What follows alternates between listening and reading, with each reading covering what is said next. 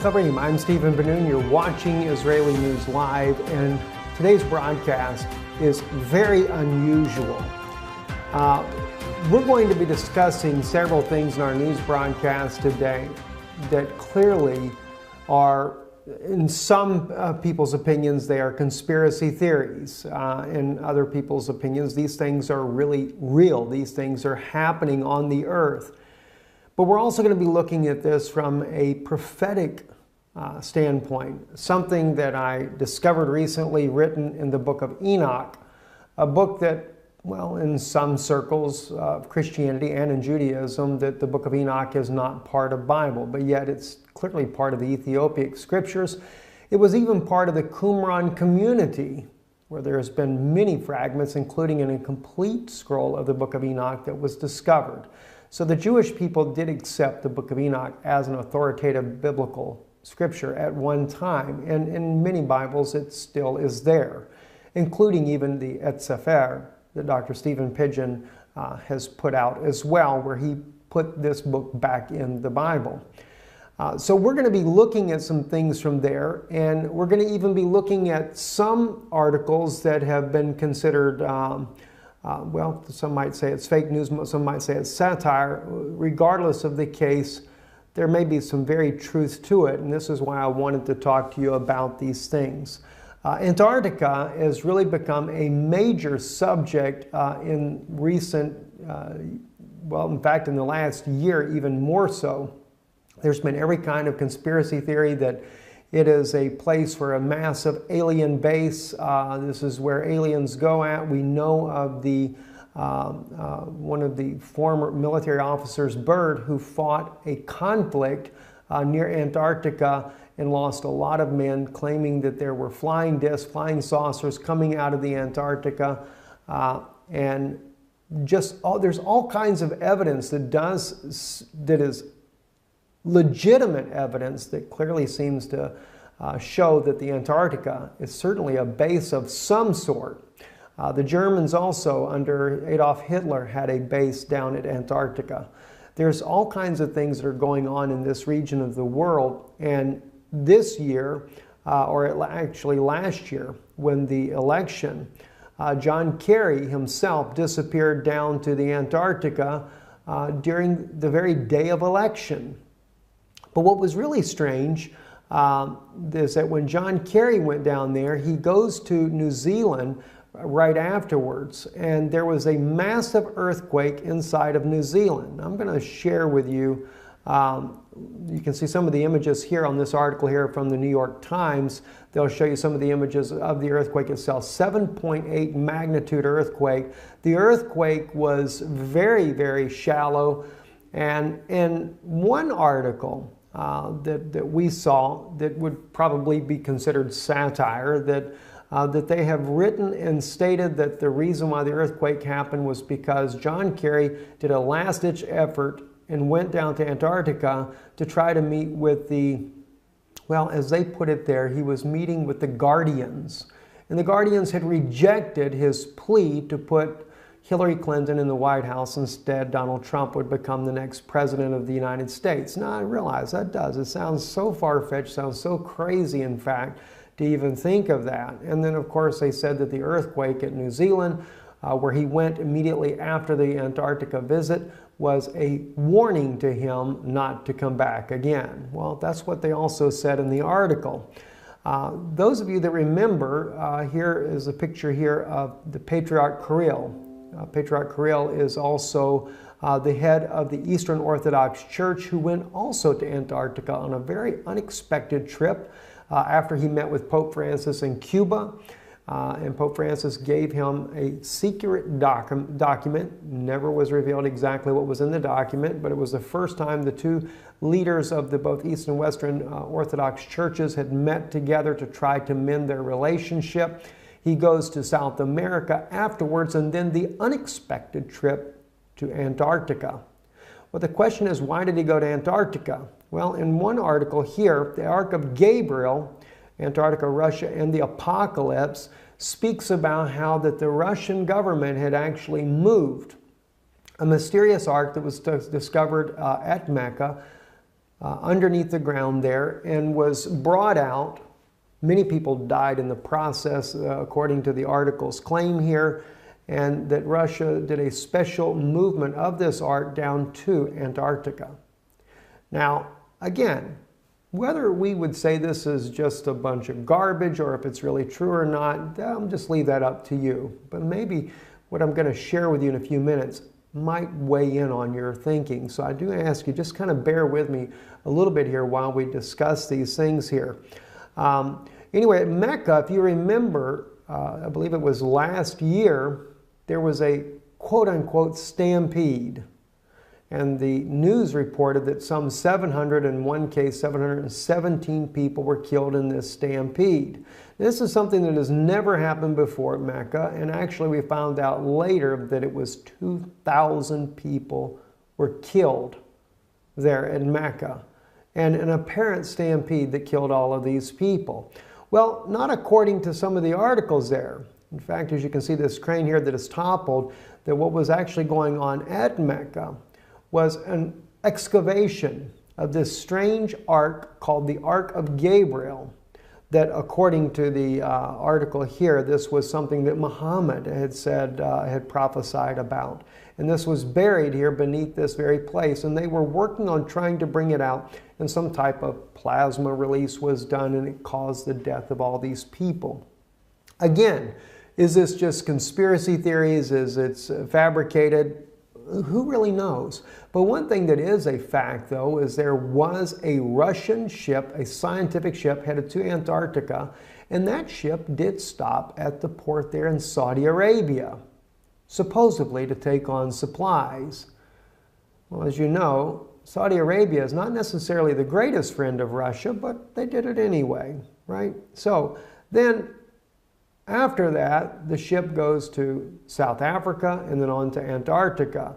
So they did stop and pick something up in Saudi Arabia. So maybe the article has got some truth in it after all. And then right after this ship goes to Antarctica, this is when Kirill suddenly goes down there to visit the one and only Eastern Orthodox Church at the Antarctica. So just too many strange things are happening. And a lot of people just write it off as conspiracy theories, you know, these things about aliens and you know, all this stuff going on in Antarctica. This is just a bunch of nonsense to begin with. Well, you know, I always I looked at these things and I think, wow, that's pretty interesting. I will tell you though, this article here that you're seeing now in English, this article did appear in the mainstream Russian media as well. We did a report on this back months ago, and I was trying to find the actual report I did on it. Could not find it to save my life there. But I wanted to share that with you, and if you look back, maybe you can find it yourself. But when we did the report on this, we used Russian media, mainstream Russian media, that does not look at this as being just a fabrication. They actually reported it as real news, and that yes, indeed, Russia did do a secret mission down to the Antarctica and had taken a thing called the Ark of Gabriel. So there is a Russian news source out there that does not look at this as some kind of conspiracy. And it went much deeper than what this article goes into it. We shared that with you once before. But then something caught my attention the other day. As you can see on your screen now, this is the Book of Enoch. I was reading in the first book of Enoch, chapter 18. And this is where the angel Uriel is taking Enoch and showing him some very interesting things. And I'm going to share with you some of the words that I read here in Enoch, and then you'll see why it became very interesting to me. If we go down to, say, verse 4 and begin there, it says, "And I saw the winds which turned the sky and caused the disk of the sun and all the stars to set. And I saw the winds on the earth which support excuse me, the clouds. And I saw the path of the angels. I saw at the end of the earth the firmament of heaven above. And I went towards the south." Okay, so he goes to the end of the earth. And he speaks about going towards the south. "And it was burning day and night, where there were 7 mountains of precious stones, and 3 towards the east and 3 towards the south." Now, I begin to think about this. He's talking about 7 mountains, but 3 go to the east and 3 go to the south. And he's talking about going towards the south. And I'm thinking to myself, okay, and he's talking about it being that it burns day and night. It was burning day and night. In other words, the sun is not setting. And I'm thinking to myself, well, the South Pole, that describes the South Pole like no other place on Earth. The sun just doesn't really ever set. It's always daylight. And so it really caught my attention. But then he mentioned about the 7 mountains. And of course he talks about the stones, etc. But then he says east and 3 go to the south. Well, that really got my attention. So I thought to myself, okay, is there a place down at the Antarctica that would kind of match this type of description? Well, oddly enough, there is. It's Mount Vincent. Now, you have to keep in mind what you're looking at here on your screen. You have Mount Vincent right here. It is called the 7th summit. There are 3 going south. Now, you would say these are 3 to the west. It's actually described as southeast and southwest. But keeping in mind, when Enoch went here, the earth had not been tilted off its axis. So therefore, north and south, east and west was a bit different, right? And if you take and tilt the earth back the way it would have been, this will go just like that. And then you would have the 3 peaks, as it speaks about here, and we have the summit here, 3 peaks here. Those would go down to the south, just as he describes, and these here, the 3, would go to the east, just as he describes there. The 7 mountains, the 7 summits, and 3 to the east and 3 to the south. That really began to make sense. But the words here in Enoch get a little bit more strange, though. And as I read on, it says, and those towards the east were of colored of stone and was of pearl, and one of a healing stone, and those towards the south of a red stone. And the middle one reached to heaven like the throne of the Lord, and stibium, and the top of the throne was a sapphire. And I saw a burning fire, and what was in all the mountains. Now, keeping in mind, the middle one was the tall one. And of course, at Mount Vincent, that's exactly the way it is. Mount Vincent is the tallest mountain. Now, I can't say that this is conclusively correct. I'm putting this here before you as a conjecture, something for you to think about, just something that I find very fascinating in line with all these anomalies that are happening at Antarctica, all the weird things that are going on. John Kerry, I mean, gosh, he did more than 1 visit down to the Antarctica here. Why? What's going on? Now, when I first looked at this, I'm thinking Planet X. They're going down there because they can see Planet X coming.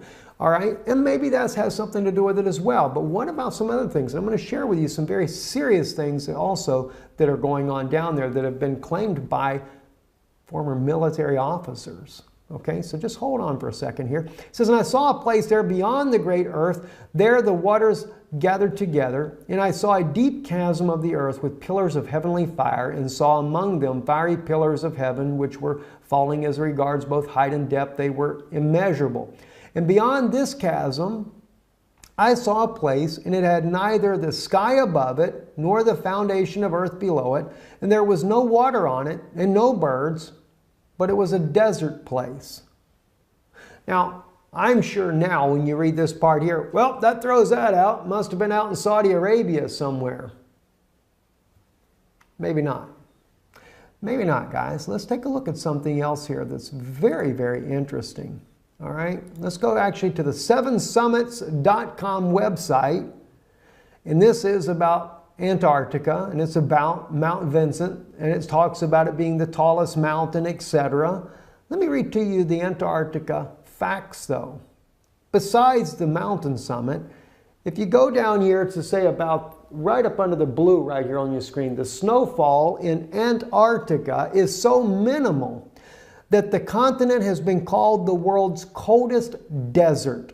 The interior receives less than 3 centimeters, in other words, less than 1 inch of precipitation a year, making it the driest continent on Earth. The Antarctic dry valleys in Victoria Land are among the driest places on Earth. Some scientists believe that no rain has fallen there for 2 million years. Astronauts have visited the dry valleys because of their similarity to lunar landscapes. Isn't that interesting? They call it the coldest desert on Earth. Well, maybe Enoch has got something when he said it was a desert. All right? As he called it, there was no water on it and no birds, but it was a desert place.